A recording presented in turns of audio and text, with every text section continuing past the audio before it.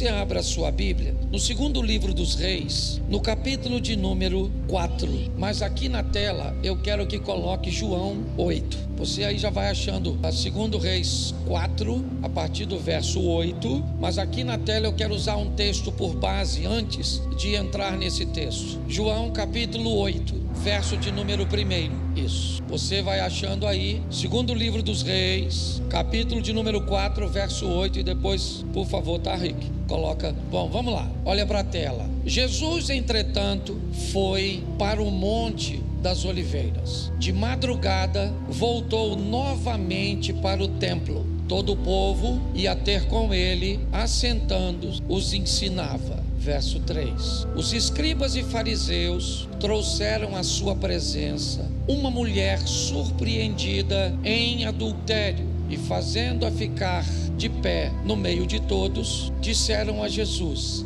Mestre, essa mulher foi apanhada em flagrante adultério, e na lei nos mandou Moisés que tais mulheres sejam apedrejadas. Tu, pois, que dizes? Feche os seus olhos. Senhor, continua falando conosco. Usa-me como um canal de bênção nesta hora, pelo poder do nome de Jesus. Você pode dizer amém? Bom, a Bíblia diz que nós devemos orar sem cessar, sim ou não? Se tem uma coisa que todos os cristãos precisam entender, é que a oração precisa fazer parte de sua vida. O cristão, ele precisa da oração, porque o Deus que nós servimos pede de nós relacionamento, e o relacionamento é mantido através do diálogo, da conversa, da proximidade. Mas a pergunta é: que tipo de relacionamento eu estou mantendo com Deus? Eu botei esse texto aqui antes de entrar no texto. Vou terminar no horário, tenho 19 minutinhos, mas vai dar.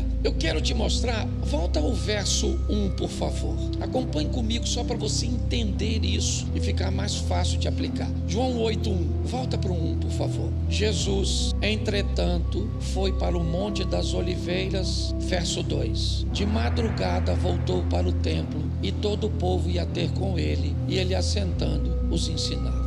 Preste atenção, que eu quero te mostrar o mesmo tempo sendo usado de duas formas diferentes. O verso 1 diz que Jesus vai para o Monte das Oliveiras naquela noite orar. Pela manhã, de madrugada, mas já amanhecendo, ele vai para o templo. Ele está no Monte das Oliveiras. Sabe aquela foto que você vê do Domo da Rocha? Aquela cúpula dourada. Normalmente as fotos que mostram aquela cúpula está sendo tirada do Monte das Oliveiras. É como se eu tivesse aqui tirando uma foto aproximadamente de algo que está na Ciferal. É mais ou menos Monte das Oliveiras aqui, certo? O templo na Ciferal. Bom, Jesus está passando a noite ali, e agora, ao amanhecer, ele vai para o templo. A questão é que o tempo que Jesus usa para estar ali é usado por todos, não necessariamente fazendo as mesmas coisas. No mesmo tempo em que Jesus está ali, uma mulher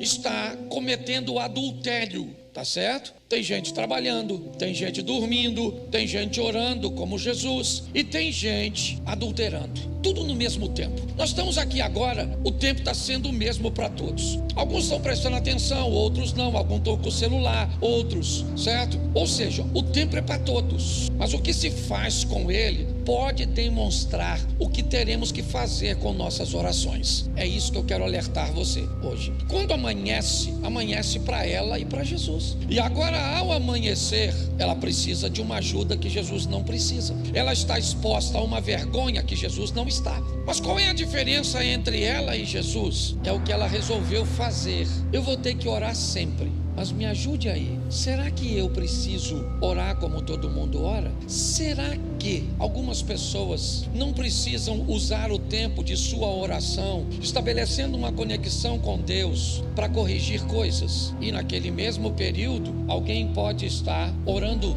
de uma forma muito mais suave, muito mais leve, porque tomou decisões diferentes. Nós vamos orar sempre. Mas a pergunta é: eu estou sempre apresentando a Deus as minhas dificuldades, os meus problemas? Ou será que eu já aprendi a viver de uma forma onde os meus problemas foram minimizados pela minha obediência e pela colocação das instruções do Evangelho na minha vida. Eu acho que vale a pena nós refletirmos sobre isso. Parar de orar nunca, orar sem cessar. Mas que tipo de oração tem sido a minha? Ela é sempre de propósito corretivo? Ela sempre está conduzindo para Deus problemas? Eu sempre estou buscando os milagres? Então preste atenção, que se todas as vezes que alguém liga para mim ou busca conversar comigo, seu propósito é me pedir as coisas, este não é um relacionamento dos melhores e mais prazerosos. É muito legal quando você tem alguém que quer conversar com você, que quer bater um papo com você, não para te pedir alguma coisa, mas pela satisfação da sua presença, pelo prazer de sua amizade. Talvez por isso muitos cultos têm recebido críticas severas na internet, por estar sempre estabelecido sobre este ambiente, onde as pessoas são clientes que passam a semana inteira cometendo erros e que vêm para a igreja para que Deus estenda a sua misericórdia e conserte todos os erros que elas fizeram na parte financeira, com sua saúde, com seu casamento, com seus filhos. Então eu quero te mostrar hoje, neste culto de família, já vou ler um texto falando de família, para que você avalie qual é a pauta, tá bom? Qual é a pauta de sua conversa com Deus? Quando casais me dizem, eu pergunto para os casais, e aí, como é que está a comunicação? Não, a gente conversa pra caramba. Não, eu não estou perguntando o tempo de conversa. A minha pergunta é a pauta da conversa. Tem casais que conversam muito, porque precisam pagar, porque precisam fazer, porque os meninos estão isso. A pergunta seria, quando é que a conversa envolve vocês dois? Quando a conversa fala de vocês, de como está a nossa amizade, nossa intimidade? A pauta, ela é muito importante. Então, quando nós vamos falar em oração, é importante entendermos com que pauta nós temos orado. E isso talvez possa definir o nosso relacionamento com Deus. Se você só leva para Deus problemas, eu entendo isso perfeitamente. Mas a pergunta é, sua vida não anda bem e seu relacionamento com Deus também não. Quando você continua orando sem cessar, mas não por ter uma necessidade de apresentar problemas, mas sim pelo prazer de sentir e ter a presença de Deus na sua vida, isso significa que sua vida está boa e seu relacionamento com Deus também. Como adquirir isso? Talvez seja a grande pergunta. Talvez nós consigamos, em meio ao deserto, descobrir essa fonte. Então vale a pena olhar numa família, que eu só quero fazer uma introdução e depois vocês leiam em casa. Mas agora sim, segundo o livro dos Reis, capítulo 4, verso 8. Coloca na tela. Certo dia passou Eliseu por Sunem, onde se achava uma mulher rica, a qual o constrangeu a comer pão. Daí, todas as vezes que passava por lá, entrava para comer. Ela disse ao seu marido, vejo que este que passa sempre por nós, repita sempre por nós. Isso, é santo homem de Deus. Façamos-lhes, pois, em cima um pequeno quarto, obra de pedreiro, e ponhamos nele uma cama, uma mesa, uma cadeira e um candeeiro. Quando ele vier à nossa casa, retirar-se-á para ali. Um dia, vindo Eliseu para ali, retirou-se para o seu quarto e se deitou. Olhe para mim, vamos dar uma olhada nessa família, ok? Marido e mulher, são só os dois. E a formação simples, básica de um novo núcleo familiar. Uma nova família se forma quando alguém oriundo de um lar se une a outro e agora eles formam um novo núcleo familiar. Uma nova família está nascendo, tá certo? Eles estão caminhando juntos, situação econômica boa deste casal, são parceiros, ok? Costumam construir as coisas juntos, uma boa esposa e um bom marido. Se você for olhar este relacionamento de perto, você vai descobrir algumas coisas bem legais sobre ele. Olhamos uma mulher dinâmica que é capaz de convidar um homem na rua para ir à sua casa, mas olhamos uma mulher submissa que antes de tomar decisão consulta seu marido. Nós vemos uma parceria, quase uma sociedade, uma cumplicidade intimidade, um casal bem alinhadinho, tá certo? E o texto diz que essa mulher rica que morava em Sunem, ela começou a ver num homem que passa próximo à casa dela a possibilidade dele ser um homem de Deus. Ela está avaliando, é isso, ela avalia. E ela então, ao observar Eliseu, ela viu em Eliseu características, postura, posicionamento que dava a ele a condição de ir até a casa dela para uma análise um pouco mais minuciosa, ok? Se você conhece um pouquinho da cultura judaica, você sabe, certo? Como eles olham para quem frequenta a sua casa, ok? Quando você vê, por exemplo, uma passagem bíblica onde alguém chega numa casa e pede água e alguém dá leite, é porque essa pessoa na cultura está recebendo algo para beber que indica que ela não é bem-vinda na casa. Eles são extremamente seletivos. Se forem fazer negócios, não gostam de ser vistos sentado à mesa com qualquer um, principalmente os mais ortodoxos. Eles têm uma visão: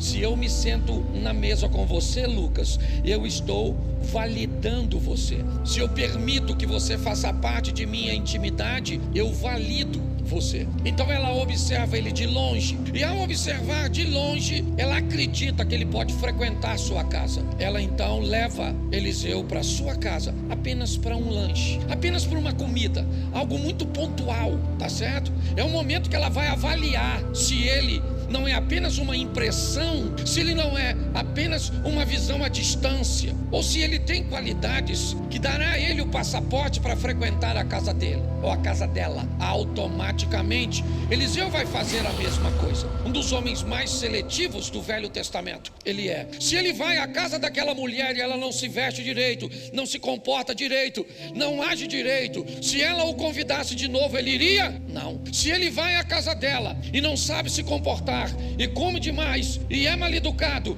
você acha que ela o chamaria de novo? O que eles estão fazendo é estabelecendo um ambiente de proximidade, onde os critérios deles é que vão prevalecer e vão determinar se o outro entra ou não. Que critérios você usa para se sentar à mesa com pessoas? Que critério você usa para fazer negócios? Que critérios um menino tem que ter para ser amigo de seu filho? Que critérios uma mulher precisa cumprir para fazer parte da amizade com sua esposa? Pare e pense. Quanto mais fortes forem nossos critérios, melhor serão nossas orações. Quanto mais assertivos formos em nosso posicionamento, as nossas orações praticamente não trarão petições a nosso respeito. Eu fico imaginando quantas orações Jesus fazia pedindo coisas para si, da maneira cuja qual ele se comportava e vivia. Quando está orando por Lázaro, ele diz: eu bem sei que o Senhor sempre me ouve. A grande questão da vida é essa, não é o quanto você ora, é a pauta. Porque se a vida estiver bagunçada, a pauta também vai estar bem bagunçada. Essa mulher agora tem critérios, ela leva Eliseu e ali ela avalia Eliseu. Ela chama seu marido e diz: vejo que este que passa sempre por nós é um santo homem de Deus. Só com uma visita ela descobriu que ele era santo? Sim ou não? Claro que não. Eliseu entrou para comer e dali, todas as vezes que passava por lá, ele entrava para comer. Ali ela começa a observá-lo. Isso? Você quer parar de ter problema com amigos? É isso? Sério? Você está com muitos problemas com seus amigos? Você está com problema com seus familiares? É sério isso? Por que é que você tem problema com seus familiares? Por que é que você tem problema com seus amigos? Por que é que você tem problema na igreja com pessoas? É simples. Você não estabelece limites. Você não estabelece fronteiras. Você não determina até onde as pessoas vão. Você tem medo de colocar as pessoas no seu lugar. É isso? Você está com problema com seu cônjuge? Talvez hoje seja difícil reposicioná-lo, porque você deixou ele ganhar tanto território. Mas eu tenho medo de perder o relacionamento. Então adapte-se. É isso? Eu prefiro me adaptar à sua ausência do que me adaptar ao seu desrespeito. A gente precisa definir o que é que nós estamos querendo. E não estou falando de amor ao próximo, não. Eu estou falando de equilíbrio, de determinação. Nós precisamos melhorar nosso relacionamento. É isso. Ele entrou diversas vezes e diversas vezes, ao observá-lo, ela descobre que ele é um santo homem de Deus. Aí você vem para a igreja, frequenta 2 cultos, nem conhece a pessoa do lado e conta seu segredo para ela. Aí você é um novo convertido, alguém corta do teu lado, te pede dinheiro emprestado e você empresta sem saber. Aí não te paga e cai na conta do pastor. Ovelha do pastor Cláudio, ovelha do pastor Cláudio, do pastor. Que eu aprendi uma coisa, igreja é assim, Lucas. Se tudo dá certo é porque Deus é bom. Se tem problema na igreja é o pastor, que não é nada. Se o troço dá certo, eu não recebo os louros. Mas se dá errado, pancada no pastor. Eu vou passar uns 10 minutinhos igual eu passei pro outro, tá certo? E se você tiver que ir embora também não tem problema não. Vá na bênção do Senhor. É porque tem uns pastores que dizem, se você sair antes do culto acabar, você perde a bênção. Isso aqui é culto, não é feitiçaria, tá certo? Você vai abençoado. Eu só queria que você desse um espaço, um pouquinho aqui, até porque eu avancei o dos outros, tá certo? O primeiro culto para conversar com você. Então, escute só, o que está vendo é um ambiente de seleção. Ela olhou e falou pro marido, veja que este que passa sempre por nós. Olha que o cara tá na parada, ele não tá falando porque a mulher dele é meio proativa, certo? Mas ela tá falando, ó amor, ele passa por nós, tá amor? Você não fala não, né? Porque tem homem que não fala. Às vezes o cara é autoridade, mas ele é mudinho. O cara até é macho pra caramba, macho, mas é um macho calado. E ela é uma fêmea falante, entendeu? Porque tem gente que acha que porque o cara não fala, ele não é macho. Às vezes você vê tudo acontecendo, a mulher faz, mas tudo vai lá. E aí, amor, posso fazer? É um cara econômico, e tem uns caras econômicos. Esse dia a mulher falou comigo assim, pastor, eu tenho 20 anos de casada, ele só que me ama uma vez. Aí eu falei, pô, cara, sério? Ele falou, pastor, deixa eu falar com o senhor. Quando eu casei com ela, eu falei, eu te amo. Avisa a ela que o dia que eu mudar de ideia, eu aviso, mas eu não vou ficar falando toda hora, eu te amo, eu te amo. Eu não fui. Eu falei, nossa, que homem romântico. Então caladinho. Ela foi lá e falou com ele, veja que este que passa sempre por nós, façamos, ponhamos, para quando ele vier à nossa casa, preste atenção, essa mulher e o marido, ó, afinadinho, certo? E aí Eliseu, crente é igual pombo, não dá comida, que ele vai e leva os outros com ele. Pode olhar, não estou falando, não estou brincando porque é ele, tá certo? Nós somos assim, nós gostamos de comer junto, nós somos discípulos de Jesus, sim ou não? Então Jesus, você pode ver, Jesus fazia milagre de multiplicação dos pães, mas no final ele fazia igual o crente. Vão levar? Mas não era assim. Nós estamos seguindo a risca. Então preste atenção. O que houve foi uma afinidade entre eles. Depois de uma boa avaliar, é isso que nós temos que entender. Nós estamos levando a nossa vida, sabe, de qualquer jeito. Aí toda hora é um problema com a sogra, é um problema com isso, é um problema com aquilo, é um problema com o outro. Tem um irmão na igreja que tem um problema, e tem um problema com isso, tem um problema com aquilo, cheio de problema. Aí sabe o que as pessoas fazem? Cria bicho, troca a pessoa pro bicho e bota nome de pessoa em bicho. Eu já falei isso aqui. Pode ver, a pessoa não quer ninguém, mas pega um gato e bota Roberto. Se não gosta de gente, e outra coisa você tem que aprender, eu vou falar isso aqui mesmo. Esses dias tinha uma mulher aqui na igreja, aqui, que estava depressiva porque a cachorra morreu. Não queria comer, não queria tomar banho, o casamento estava até acabando, porque uma cachorra morreu. Pastor, eu sou insensível, não sou insensível nada. Agora quem vai pegar um cachorro para criar, precisa saber de antemão que cachorro vive menos que nós. Vai morrer primeiro. Se você não está preparado para criar um cachorro para morrer, você arruma uma tartaruga. Aí vive 150 anos, você morre primeiro. Então você vai amar o cãozinho, sim ou não? Sim ou não? Vai cuidar dele, vai ser um excelente companheiro, sim ou não? Isso, mas você sabe que pode morrer. Um cachorro com 20 anos já é um idoso. Aí o meu cachorro morreu, pastor. Não sei o que vai ser da minha vida, pega outro. A mulher, sabe o que a mulher falou comigo quando eu falei isso? Pastor, o senhor é insensível, meu cachorro só falta falar. Falei, nossa, uma diferença tão pequena para o ser humano, a fala. Perguntei a ela, será que a senhora não se dá bem com o seu cachorro? Não é exatamente porque ele não fala? Pensa num cachorro que falasse assim, olha, troca essa ração que eu tô com azia danada, você não queria mais. Pessoas despreparadas para a vida, e é isso que está causando tumulto, sabe? Então eu gosto aqui, vamos voltar pro texto. Não, já fui pros pets. Escute só.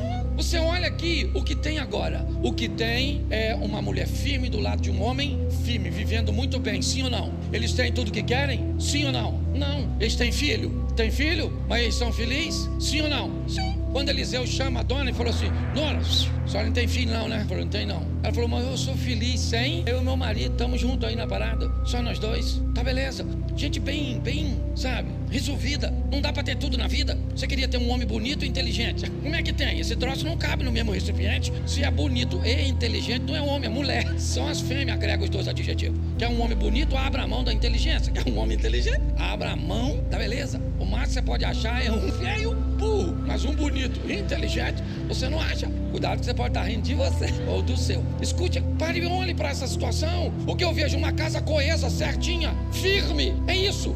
Eu fico imaginando que tipo de oração tinha essa mulher. Ela pedia dinheiro a Deus, sim ou não? Pedia um bom casamento, sim ou não? Pedia filho, sim ou não? Não! Suas orações estavam pautadas em agradecimento. Senhor, muito obrigado por aquilo que o Senhor nos deu. Temos recursos materiais, sim ou não? Temos um bom casamento, sim ou não? Temos saúde, sim ou não? Temos filhos, não? Não, porque não dá para ter tudo. Gente madura sabe que isso é impossível. Ninguém tem vida perfeita. É assim que funciona. Mas esse ambiente trouxe para a casa dela algo que ela não pediu. Ela não pediu. Ela estava bem sem filhos. É muito legal quando você ganha o que quer, mesmo sem precisar pedir. O nome disso é honra. Obediência é diferente de honra. O obediente é aquele que faz aquilo que foi determinado. Quem honra faz aquilo que sabe que o outro quer, mesmo que ele não tenha. Essa foi a diferença de Davi para Moisés. Moisés era um cara obediente. Faça um tabernáculo. E ele fez. Davi disse: moro na casa de cedro, a arca está numa tenda e eu quero fazer um templo. Deus disse a Natã: eu nunca pedi templo para ninguém. Davi vai oferecer a Deus aquilo que Deus não pediu. Essa mulher agora vai engravidar, não porque pediu, não porque tinha necessidade, não, ela queria. Lógico que ela queria, era o sonho de toda mulher. Ela mesma digo: não brinca com a tua serva, não brinca. E ela ganhou um filho, assim aconteceu. A minha proposta é deixar para mim e para você hoje uma vida mais suave. Pastor, o senhor está dizendo que se eu fizer tudo certo, vai dar tudo certo? Não, não é isso que eu estou dizendo. Eu estou dizendo que se você fizer tudo certo, você viverá o que disse Jesus: no mundo tereis, sim ou não? Mas eu vim para que tenham e a tenham em... Então preste atenção, vamos botar os pingos nos is para ficar redondinho o nosso entendimento. Segundo a Bíblia, a minha vida, o prazer de viver, as vitórias serão muitas e os sofrimentos serão pontuais. É só isso. Quem vive de forma assertiva sofre muito menos em quantidade e em intensidade. Quem banaliza suas decisões e suas escolhas sofre muito mais em quantidade e muito mais em intensidade. É só isso. No final, vai morar todo mundo no céu. Eu acredito nisso. Com uma vida bem diferente aqui na terra. Você só precisa... Eu estou falando isso porque eu sou pastor. Isso não é mensagem de pregar na igreja dos outros, não. A verdade, essa é uma mensagem para eu pregar na igreja que eu sou pastor. Porque na igreja dos outros eu vou encontrar uma pessoa uma vez e nunca mais eu vejo essa pessoa. Então eu não lido com o resultado dela. Agora, qual é a minha preocupação? Aqui na quarta-feira você está aqui. Domingo que vem, você está aqui. Aí você está no culto dos homens, está no culto das mulheres. Aí teu filho frequenta, certo? O trabalho de adolescente. E aí você começa a andar comigo e eu começo a descobrir que a sua vida não mudou nada. Eu começo a descobrir que o seu nível de sofrimento, ele permanece o mesmo de quando você entrou, ou ele piorou. E isso me causa desconforto, porque indica que eu não estou fornecendo a você a ferramenta. Não, pastor, manda a gente orar. Tá bom, então vamos embora, vai lá. Ora por esse problema hoje, amanhã, aí você ora por esse problema, comete erros e aparece esse. Aí o milagre desse aqui foi, mas você não dá nem tempo de respirar, porque esse aqui já está na fila para você resolver. Aí você resolve esse, trocou esse por esse, você trocou por esse, e assim você vai. Porque a sua oração sempre tem que ser para resolver problemas e nunca para ter um bate-papo com Deus, certo? Vamos imaginar Deus conversando com Adão. Vamos? Lembra quando Adão estava no paraíso? Para que Deus ia conversar com Adão? Adão não tem problemas, o local é o paraíso, mas não era para resolver problemas. Então a pergunta é: o que nós estamos fazendo, gente? Pare e pense nisso. Eu queria deixar essa reflexão para vocês nesse nosso segundo momento. Amanhã é segunda-feira para todos nós, não a mesma segunda-feira, não uma segunda-feira assertiva, não uma segunda-feira de bênção, não. Para todos, pode ser? Pode. Era 3 horas da manhã, Jesus está andando em cima d'água, tem 12 discípulos dentro do barco, sim ou não? Sim ou não? Quantos discípulos podem andar em cima d'água com Jesus? Quantos? Quantos andaram? Mas quantos podiam? A noite era a mesma para todos? Jesus era o mesmo para todos? A oportunidade era a mesma para todos? Mas quantos aproveitaram a oportunidade? A vida é desse jeito. A semana começa hoje, não amanhã, ok? Eu queria encontrar com você na quarta e no domingo e você me dissesse: acontece, pastor? O negócio começou a andar diferente. Eu comecei a me sentir mais abençoado. As coisas parecem que estão me favorecendo. A mão de Deus parece que está se movendo a meu. Quando você olhar direitinho, você vai descobrir que tem menos a ver com Deus e tem mais a ver com suas decisões.